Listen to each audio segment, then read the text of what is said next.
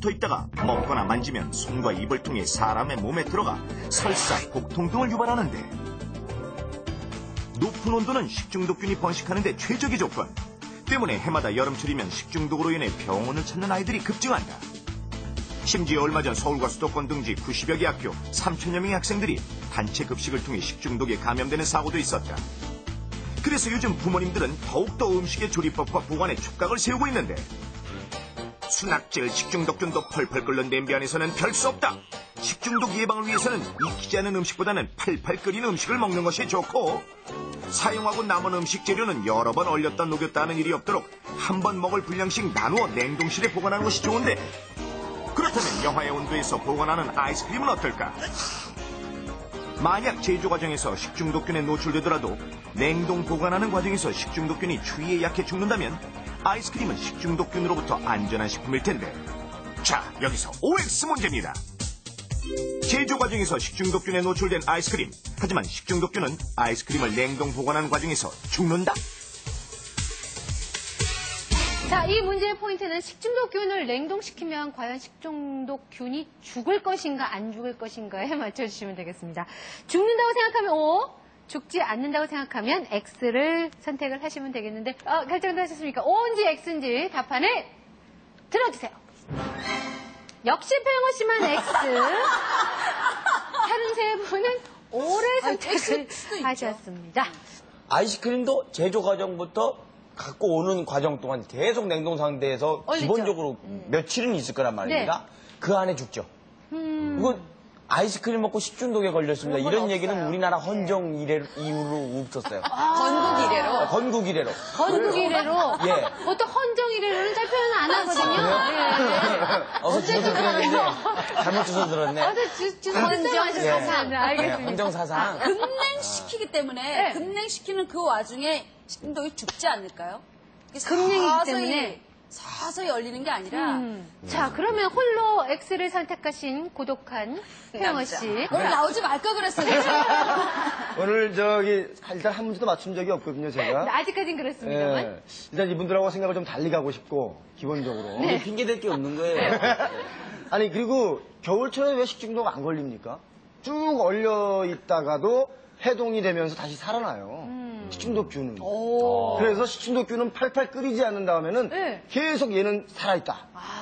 저는 이렇게 주장을 하고 있습니다. 그래요. 강하게 말씀을 해주세요. 설령 식중독균이 죽는다 해도 표영호 씨 마음으로는 살리고 싶은 거죠, 지금 현재. 내가 인공호흡이라고 할 거야, 인공호흡이라고. 자, 인공호흡이라도 살리고 싶은 표영호 씨의 마음 잘 알겠어요. 네. 자, 그럼 정답을 확인해 보도록 하겠습니다. 대박연 IQ!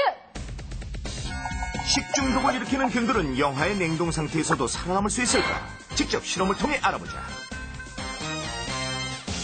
실험을 위해 여름철 대표적인 식중독균 중에 하나인 리스테리아균을 준비했다. 일반 가정에서 사용하는 냉장고의 냉동실 온도와 같은 영하 15도의 냉동고에 식중독균을 넣고 5시간을 기다렸다. 자, 이제 슬슬 꺼내볼까? 전문가 선생님의 도움을 받아 녀석들을 살펴보는데 어라? 현미경으로 보기엔 냉동실에 넣기 전과 달라진 것이 없다. 선생님, 이 녀석들이 지금 죽은 거예요? 살아있는 거예요? 에? 현미경으로 보면 죽어있는 균과 살아있는 균을 구별할 수가 없습니다. 따라서 세균이 죽어있는지 살아있는지를 구별하기 위해서는 세균 배양 과정을 반드시 거쳐야 합니다. 그래서 냉동 상태의 식중독균을 상온에서 배양해보기로 했다. 정확한 비교를 위해 우선 살아있는 식중독균부터 배양해보기로 했는데 전문가의 도움을 받아 실험 착수! 살아있는 식중독균을 24시간 동안 배양하면 균들이 눈에 보일 정도로 자라는데 과연 냉동했던 식중독균들도 배양하면 살아있는 균과 똑같은 모양이 될까? 직접 실험해보자. 24시간이 지난 후 살펴보니 아니, 이럴 수가, 이게 웬일이야! 냉동균을 배양한 샬레를 보니 숫자가 급격히 늘어난 것을 확인할 수 있었다. 또한 상온에 두었던 균을 배양한 것과 비교해봐도 두 개의 차이는 없었다. 실험 결과 식중독균은 냉동실에서도 죽지 않는다는 것을 확인. 선생님, 정말 식중독균은 냉동 상태에서도 죽지 않는 건가요? 네, 맞습니다. 일반적인 냉동 온도에서는 세균이 죽지를 않습니다. 다만 증식을 하지 않을 뿐이지 죽지를 않기 때문에 냉동고에 넣을 원재료를 선택할 적에는 위생 상태를 꼼꼼히 살피셔서 식중독에 걸릴 위험성을 최대한 낮추는 것이 중요하다고 하겠습니다. 한 마리만 있어도 3시간 만에 26만 마리로 늘어나는 식중독균은 영하의 온도에서도 죽지 않기 때문에 아이스크림의 재료가 신선하지 않았을 경우나 혹은 제조 과정이 비위생적일 경우에는 식중독을 일으킬 수 있다.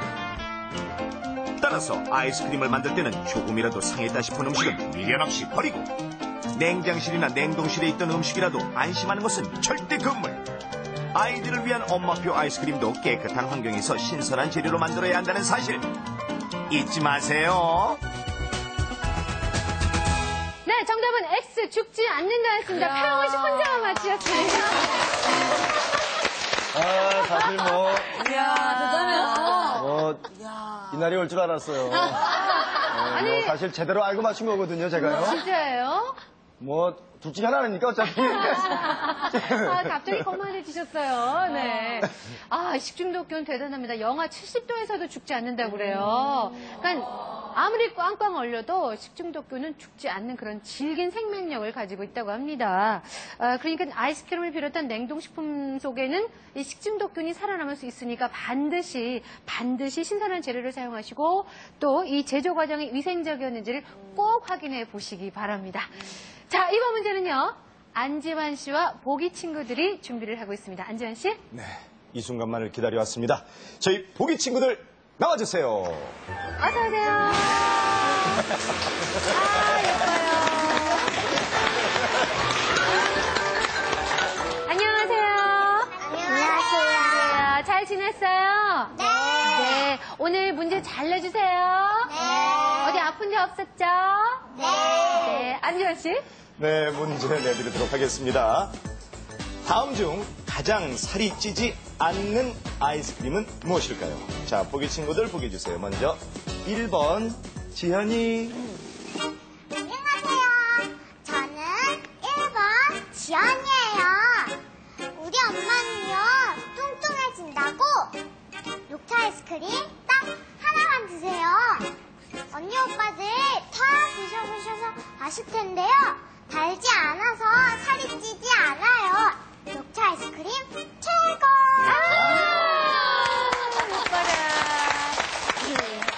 네. 좀 자. 징그러웠나요? 네. 자, 계속 주시죠. 네, 다음 2번 우리 멋쟁이 휘연이. 2번 희연이입니다.